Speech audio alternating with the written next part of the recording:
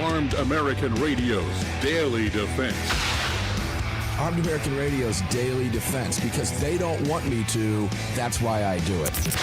From the CZ Studios, They're never going to stop us here. here is your host, the loudest conservative voice in America fighting the enemies of freedom, Mark Walters.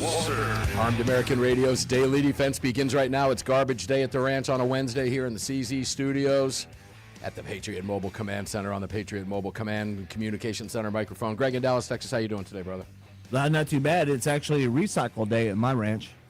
You do that separate? They don't do it at the same time? Yeah, they fake us out with that. You know, they tell us they recycle it, but I know they don't. Yeah, because I don't have a recycle bin. When I did, I put whatever I wanted in it. You know what I mean? Yeah, they don't take that here. Okay, whatever. Well, it just is what it is, ladies and gentlemen. It is a garbage day at the ranch. It is a garbage day at the ranch. Greg, we might have a little bit of latency on our video, but that's okay. It'll clear up. I don't really care because this is, after all, a what? That's a radio show. Well, I do care. Let me put it that way, but it's out of my control. In the meantime, ladies and gentlemen, you can watch us on Facebook.com, Facebook.com/Armed American Radio. We are back up on Rumble for you, Rumble.com/Armed American Radio. Greg, I'll let you do your thing, and we'll get cracking. We have a full hour with Cam Edwards, BearingArms.com, and Cam and Company. Excited to get started with him. Yeah, sure. Other places to watch the show are going to be YouTube. Just do a search for Armed American Radio with Mark Walters. Over on X, we're at AAR Mark. You can head over to the website, which is armedamericanradio.org or .com.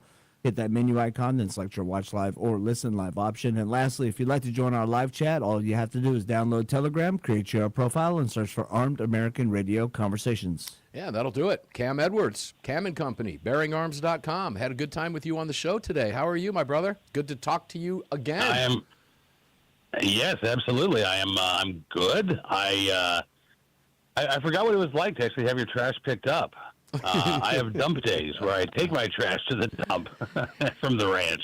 Yeah, I guess now is the time we should say that Cam is out in the Farmville, Virginia area, centrally located. I mean, you are the geographic dead center of the state of Virginia. Literally, you're in the bullseye. Yeah. Quite frankly, we'll talk about Virginia and get an update from you in just a couple of moments. But, ladies and gentlemen, he's on a lot of acres out there. So, yeah, you got to do that if you want to get that taken care of. There you go. Cam, that's right. Yeah, I have to tell people I did invite you on camera today, but Cam does so much on-camera work that sometimes a camera break for Cam is a good thing. So we're giving you a camera break today, man.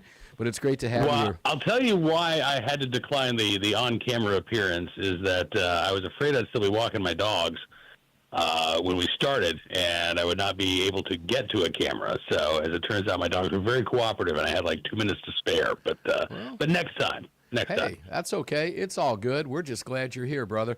So let's get started. I kind of want to pick up a little bit where you and I left off on Cam and Company today. We'll give people just a quick rundown. You and I spent quite a bit of time on the Hamani case, which is utterly fascinating to both of us, and we didn't get near in what we wanted to talk about. The time just goes so quick. Hopefully we'll try to get a little bit of that in with you today, and a couple other topics. We talked about the Supreme Court and conferences, et cetera, a few other cases. We talked briefly about Wilford Lopez, what the Supreme Court might do over there, Cam. But let's start with you. Let's get a Virginia update, because you are in the belly of the beast and you are dead center of the state. It's very red where you are, save for a few pockets, maybe Charlottesville, Roanoke, Richmond, Norfolk, and, of course, Northern Virginia.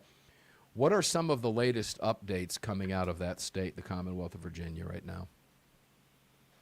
So I think as of right now, we are still waiting on final passage for some of the big bills. Some of them have actually gone to conference. So like SB 27, which is the let's do the pants off of the gun industry bill, basically. That is in a House conference committee. And I don't think that it has actually emerged from that conference committee yet. It seems like the permit to purchase measure, that was actually stripped out of a bill, and it ended up being a bill that would ban the sale of so-called assault firearms, which is what Virginia calls, quote-unquote assault weapons, to anybody under the age of 21. But, of course, there was also a bill that would ban the sale of quote-unquote assault firearms to everybody, no matter what their age.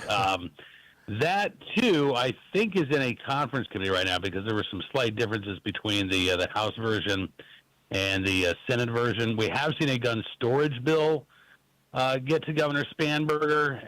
This is a bill that basically says if you have a minor in your home, if you have somebody who is prohibited from owning a firearm, you've got to keep that gun locked up at all times unless it is being carried on your person. All right, let me take you from Virginia to Minnesota briefly. Minnesota, Democrats, of course, wanting to put into place a law that allows law enforcement to come into your home to make sure that you are, in fact, abiding by their new man-made law, which is a door-kicking bill. That's what it is. We're coming into your home to make sure that you're abiding by the safe storage laws, which my response is no, game on. That's not ever going to happen. But I think Virginia hasn't gone that far. But, Cam, they would if they could. And don't think for 2 seconds that the Democrats elsewhere are not looking at Democrats in other places. And what you're talking about in Virginia is a stepping stone to that, because that's the natural progression. Well, how do we know this law is working? Kick their doors in. Go see it. Well, that's a great question. Right? Yeah. And this is something that, we actually saw in Minnesota, a bill that so far is not advanced, thankfully, but their version of a semi-auto ban would have required gun owners who own these banned firearms to get a certificate of ownership from the state police. And as part of that certificate of ownership, you would have to agree to let police into your home to ensure that you were storing your so-called assault weapon in compliance with state law. So you're absolutely right. This is where they want to go, and we can go back to Kamala Harris, back when she was the district attorney of San Francisco. And she said, yeah, you may have the right to own a gun, but that doesn't mean that we can't come into your home and check and see how it's stored. We're talking about without warrants, right? Without any suspicion that you're breaking the law. There is just this assumption that, well, we've got to make sure that you're following the law. And yeah, that's absolutely where the Democrats want to go here. I think that Democrats in Virginia are being slightly more cautious, at least Democrat leadership. Let's put it that way. Democrat leadership are being slightly more cautious than the rank and file members, because this is an election year nationwide, not in Virginia. But I think that they are concerned about what that turnout might mean if all of a sudden they make gun control a huge issue and run every bill that they introduced. But I think there's also been some pushback, like legit pushback. And so things like the 11% excise tax that was proposed, that's dead. The $500 tax on suppressors died. And actually, it's interesting. I was talking with Knox Williams from the American Suppressor Association. He went to Richmond to lobby against that bill personally. And this may be a rare case where, the author of this bill actually understood the argument, heard the argument. You had, I think, somebody from the Association of Audiologists testify about the hearing benefits, and the sponsor actually pulled the bill, which I was shocked to see. But things, again, like, the ban on so-called assault weapons, like, that is going to pass. That will get signed by Governor Spanberger, right? That is the top priority for the gun control lobby. And Democrats are going to they're going to give it to the governor. I think we are going to see a bill that would give the anti-gun attorney general the authority to establish reciprocity agreements. Right now, Virginia has universal reciprocity. I think that's going to change, and we're going to stop recognizing a lot of permits, which in turn means that a lot of other states may stop recognizing Virginia's permits too. And that's going to wreak havoc, I think, particularly in, border communities like Bristol, Virginia. Half the city of Bristol is Virginia, half of it's Tennessee. We could come up with a scenario where, as early as July 1st of this year, you're committing a crime when you cross the street because all of a sudden your concealed carry license is no longer valid, right? So they are doing some damage, and I think they're also holding back because they got to have something to do next session too. So, even after this session is over, we're not going to be out of the woods, unfortunately. Sadly, what they're going to do is they're going to make determinations for the next session as to what failed or what they think worked this session, and they will expand on that in the next session. So you can expect to see, as long as the Democrats are controlling Virginia, just a slew of more gun control. And I'll go back to quote Alan Gottlieb, their creativity knows no bounds. You have to hand it to them. Guys, we're getting ready to take our first break. When we come back, more with Cam Edwards, BearingArms.com, and Cam and Company. You're listening to the Armed American Radio Network. I am Mark Walters, filling your prescription for freedom here in the CZ studios on a garbage day at the ranch. Back with Cam right after this.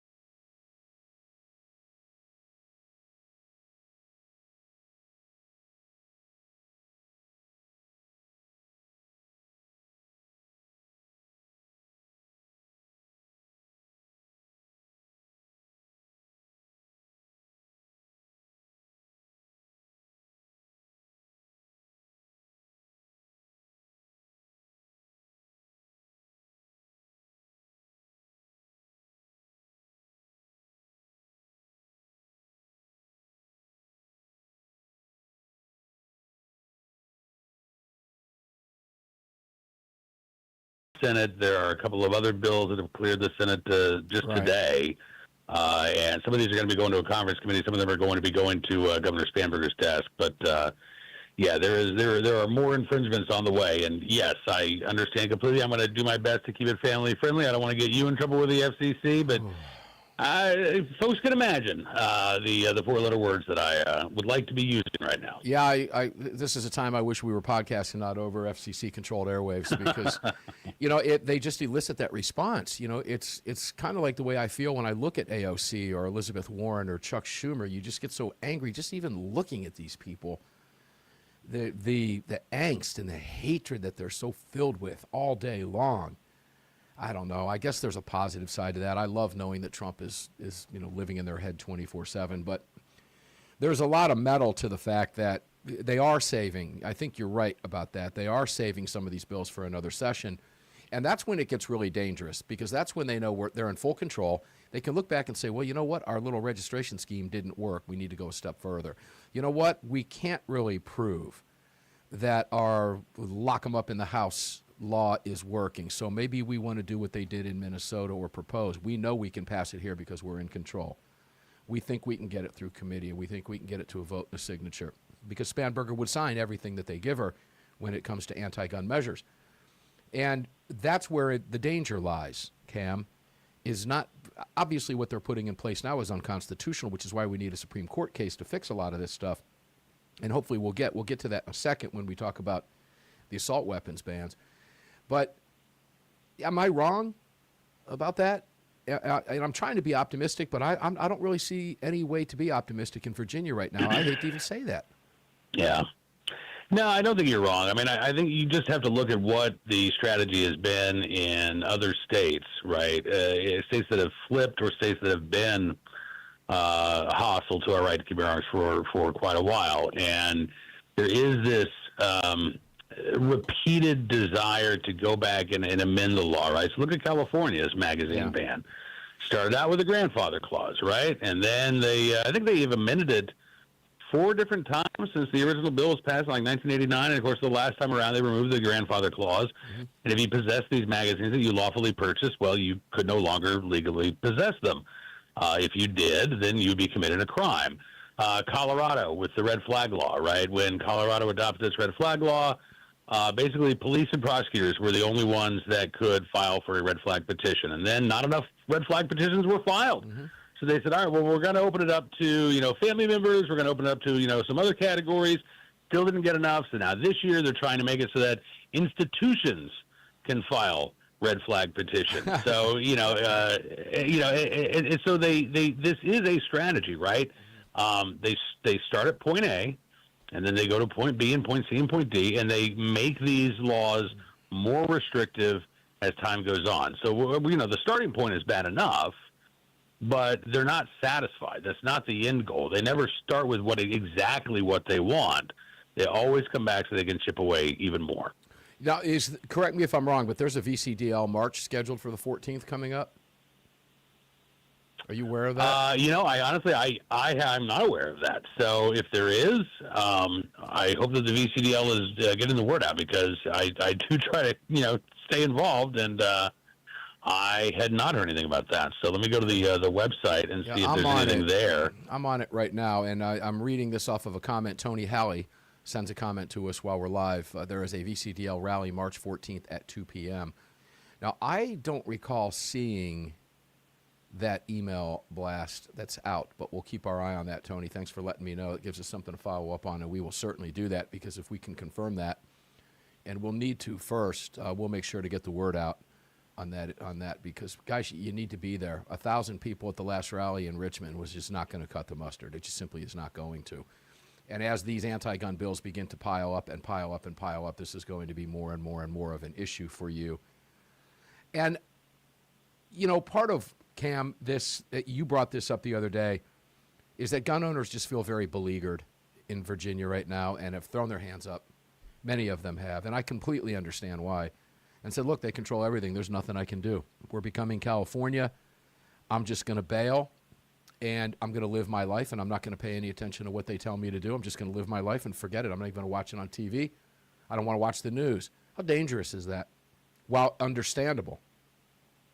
I mean, yeah, it's it's very understandable, but it is also it's extremely dangerous because we do need to be involved and engaged, even if it's even if it's a losing fight. You don't know what fights you're going to be able to win, right? I mean, look at New Mexico this session. Democrats control both chambers of the legislature. Gun owners were able to defeat what would have been the broadest semi-auto ban in the United States. It took until the last hours of the session to be assured that bill was not going to move for a final vote, but they were able to defeat that bill. In Oregon, we just saw today a Senate committee reject the House changes to Measure 114 that would have almost tripled the fees for a permit to purchase, would have given the authorities 2 months to approve or deny a permit to purchase. Now, again, the underlying bill is still unconstitutional, but based on what the Senate did today in committee, at least it's not going to be worse for gun owners, right? We're dealing with the devil we know and not the devil we don't. And that is a victory. It's not the best victory, but we're still fighting. We're still litigating that underlying law in court. So, we've got to think strategically. The gun control lobby is in this for the long game. 5 years out, we have to be in guys. the long game, too. 5+ years out, we've got to be thinking about this. When we come back, I want to make a comment about where Virginia unfortunately finds itself based on what you just heard Cam say. Then we'll move to the Hamani case and get some really, really fun and good insight from Cam Edwards, as we always do. We'll be right back after this. Don't go away.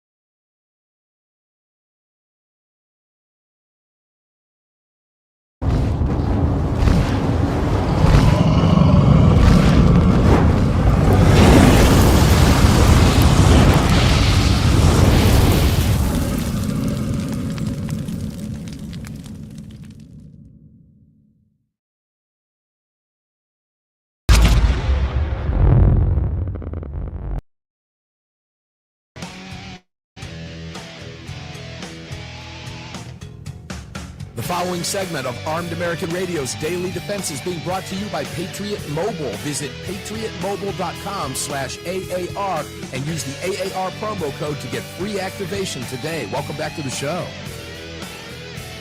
Welcome back to the show, ladies and gentlemen. This is a Patriot Mobile phone that I am holding up right here. You can activate a Patriot Mobile phone too. That's easy enough to do.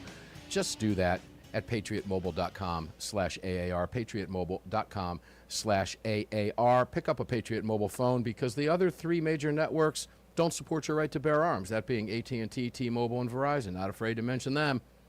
They don't have booths at gun policy conferences. They don't have booths at SHOT Show. They don't have booths at local gun ranges. They don't do any of that. They don't care about you. So give your business to somebody who does and support your right to bear arms. That's patriotmobile.com. Welcome back to the CZ Studios with me. You can find all of our great partners at armedamericanradio.com, armedamericanradio.com, including budsgunshop.com, our exclusive online retailer. And let's not forget Pot of Gold Auctions. It's POGauctions.com. When you support them, you support the right to bear arms. They donate. They work hard behind the scenes. They also run AZCDL, if you ever get out to Arizona or you're a member of that fine organization. And they will be doing auctions with us here on this program, supporting suicide prevention efforts at Walk the Talk America. So we're excited to get started with those. And when that first auction pops, I'll be the first to let you know here on Armed American Radio. Cam Edwards, welcome back, brother. It's always fun to have you here. Be with you. So here's the deal. You guys find yourself in the unenviable position now, sadly, literally flipped because of an election, where good things are now defined in Virginia. Good, positive things happening are now defined by how few crappy, sucky things actually get through.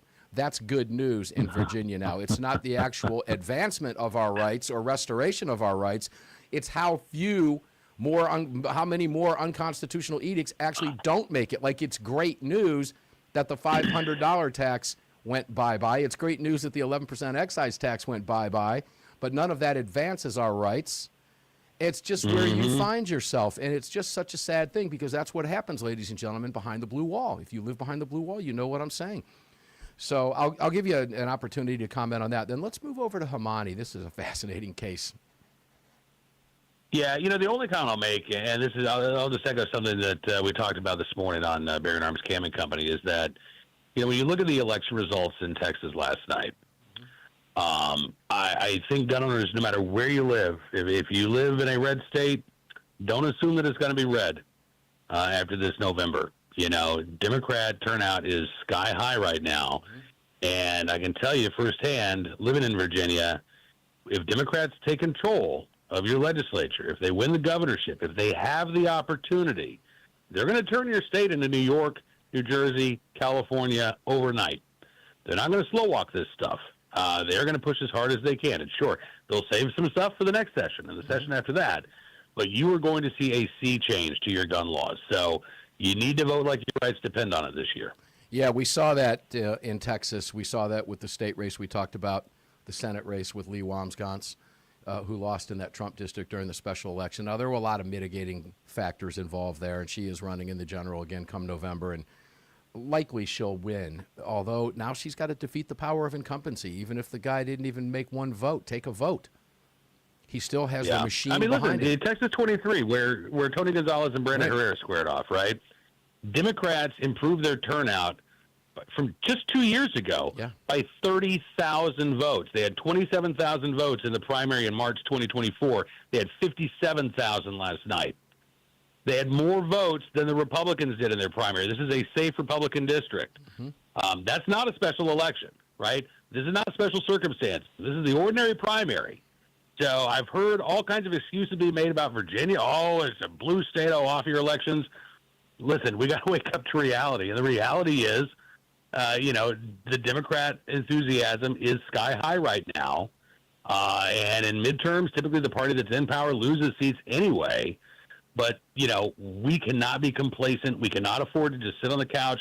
I don't think we can afford to just go out and vote. I think we've got to do more than just turning out and voting on Election Day. Guys, if you want to hear this conversation, we talked about it at great length today on Cam and Company, so make sure to visit bearingarms.com, townhall.com to watch the show. It was a good one. And let's pick up where we left off in Hamani. I would appreciate it if you would give us your take on this case and your predictions. I referred to your commentary yesterday at Bearing Arms. It was the best I've seen so far on the take on Hamani, because you did a pretty deep dive in the short amount of span and words that you had in your column to give us a really good synopsis of what some of the justices might be thinking based on some of their questions, which is never really a real gauge, but it's the best we have. Mm-hmm. And I like your take on it. I agree with everything that you said, and I'm going to continue with my prediction of 7-2 on this, but you had a little bit different take in there, maybe with Thomas, and Alito and Roberts. Let's talk about it. Yeah, I'm not going to quibble with 7-2, by the way. I think that, that's very much within the realm of possibility, if not the most likely outcome. And I appreciate your comments about the post, because originally that was over 3,000 words, and I had to cut it way down in order to make it readable.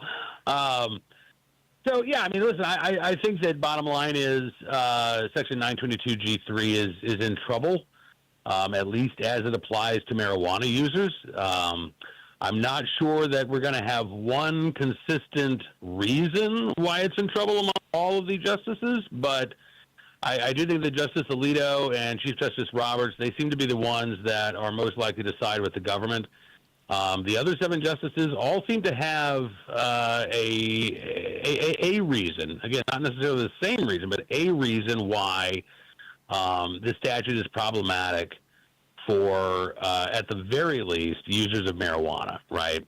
And my wild card is Justice Thomas. He, as usual, did not ask a lot of questions.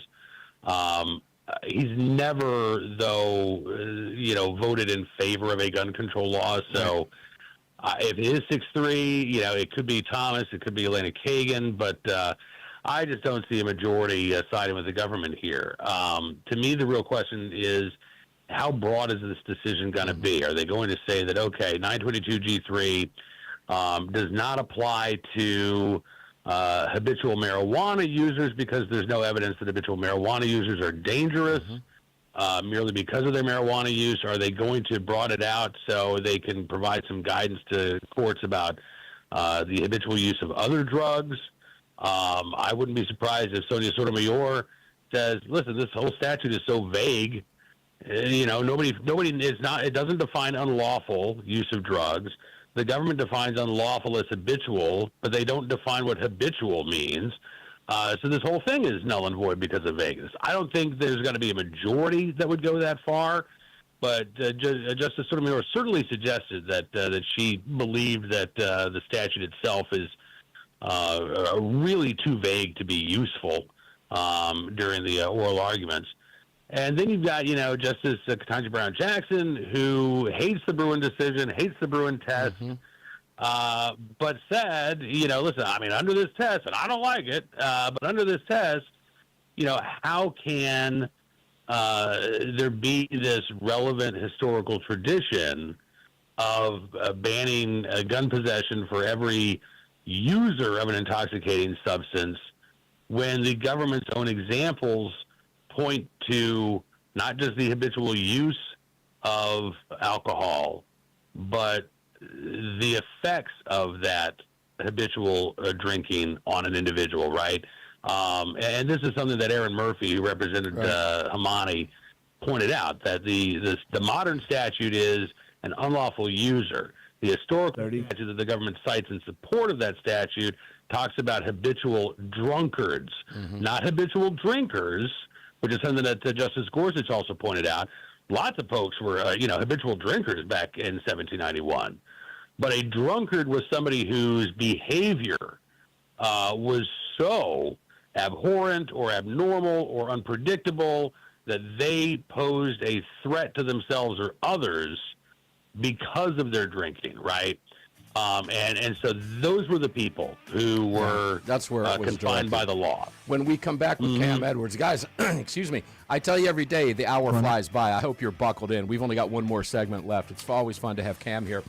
Talking with Cam Edwards from BearingArms.com, Cam and Company. We have one segment left. We'll be back right after the break to wrap things up for you on a garbage day at the ranch. Back after this.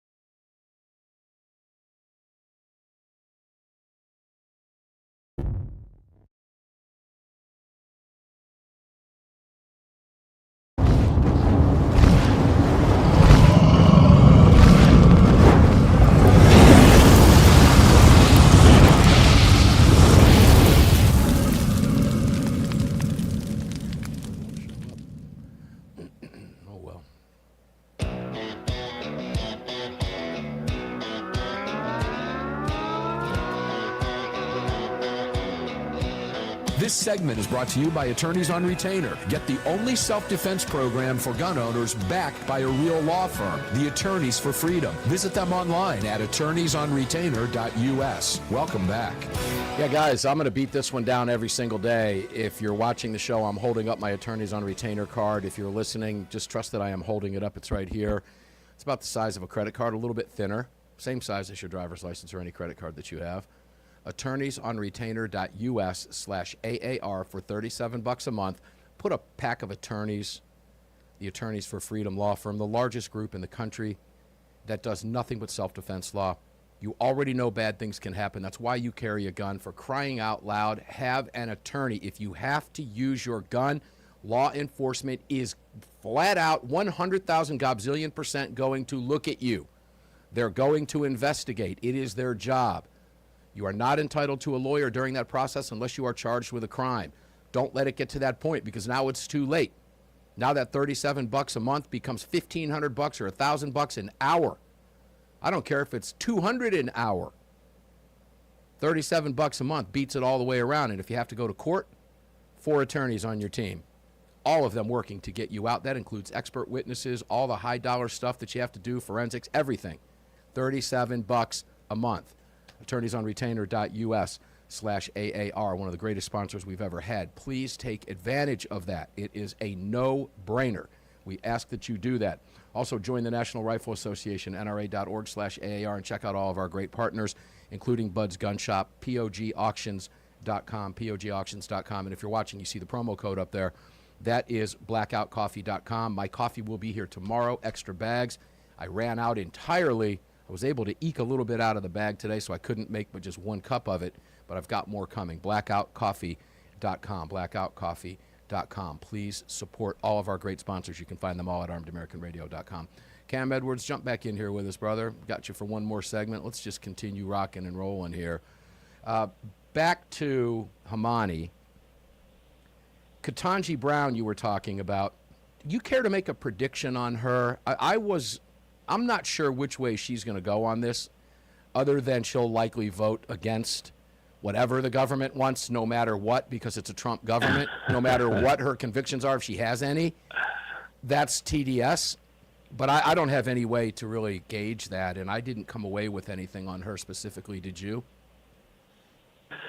So my prediction is that I think you're right. I think she'll vote against the government. I don't think she will be satisfied to just join the majority opinion. I think she's going to write her own concurring opinion, agreeing with the outcome, but not agreeing with how the majority reached its opinion. So I think she's going to use that as a platform to once again bash Bruen and to call for, going back to this sort of tiered scrutiny test that we saw these lower courts adopt ahead of Bruen, right? And you got to remember, I mean, when the courts were doing that, most of them were saying, okay, well, the Second Amendment should be viewed under intermediate scrutiny, which essentially means if the government has a compelling reason to pass a particular law, then generally speaking, that law is going to stand.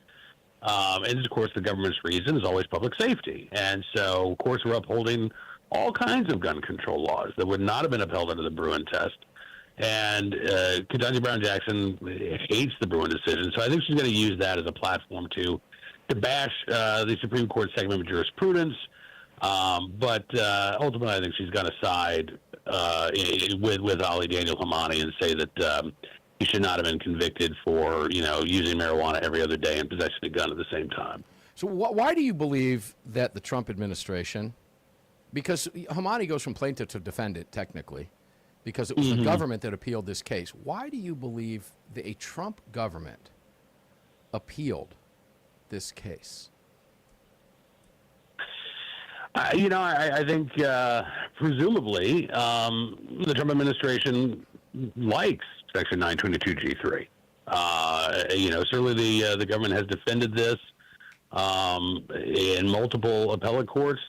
Hamani came out of the Fifth Circuit, and the Fifth Circuit's opinion said, listen, there's a national tradition maybe for banning gun possession while people are under the influence of intoxicating substances, but there's nothing in the national tradition that says somebody that uses an intoxicating substance should be prohibited. That was a broader decision than what we saw out of like the Third Circuit, the Eighth Circuit, that have said, this could be constitutional, but you really have to look at, I think the Eighth Circuit said, you got to look at whether or not the individual is dangerous when they're using drugs and possessing guns. The Third Circuit basically said, you got to take a look at the drug, and does the drug create a dangerous situation for gun owners when they use it? I don't think either of those positions were acceptable to the DOJ and the Trump administration, but I think the Fifth Circuit's was so broad that this is the one that the DOJ really wanted to use as a vehicle. And also, Ali Daniel Hamani, when he was arrested, he was under FBI investigation for alleged ties to, Iranian terrorism. No charges were ever filed, but he is probably the least sympathetic defendant out of all of the 922G3 cases that were before the court this term.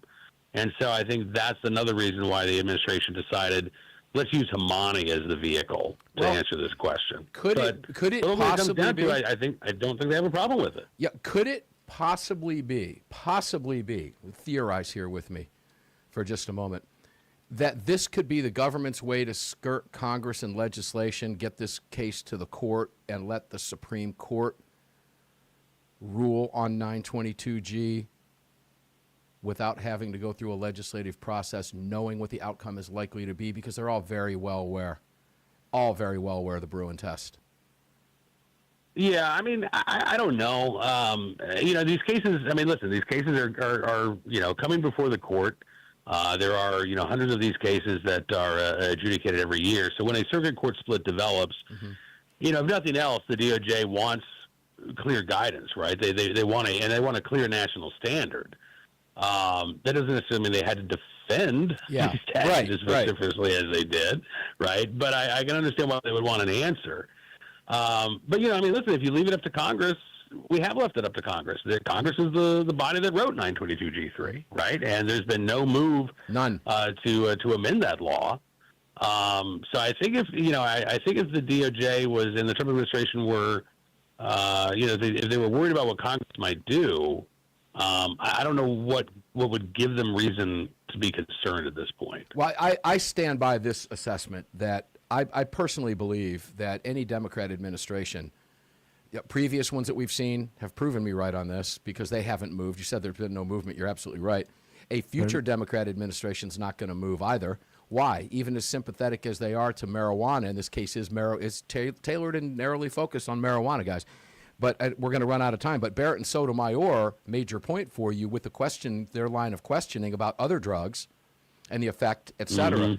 But the Democrats, it's easy to understand why they don't want 922G to go away, because that just prevents another 20 or 15 million or however many million Americans it is from ever owning a gun ever again because of 922G. So you can understand that.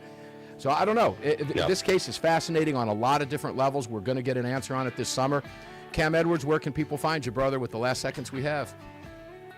Just go to BearingArms.com. You can find the writing, you can find the podcast. And as always, Mark, thanks for the invite, man. This hour flew by. No, it's always a pleasure. It was good to spend time with you in a board meeting for about 4 hours yesterday. Good to be on Cam and Company today, and good to have you on the program today. Ladies and gentlemen, that's Cam Edwards.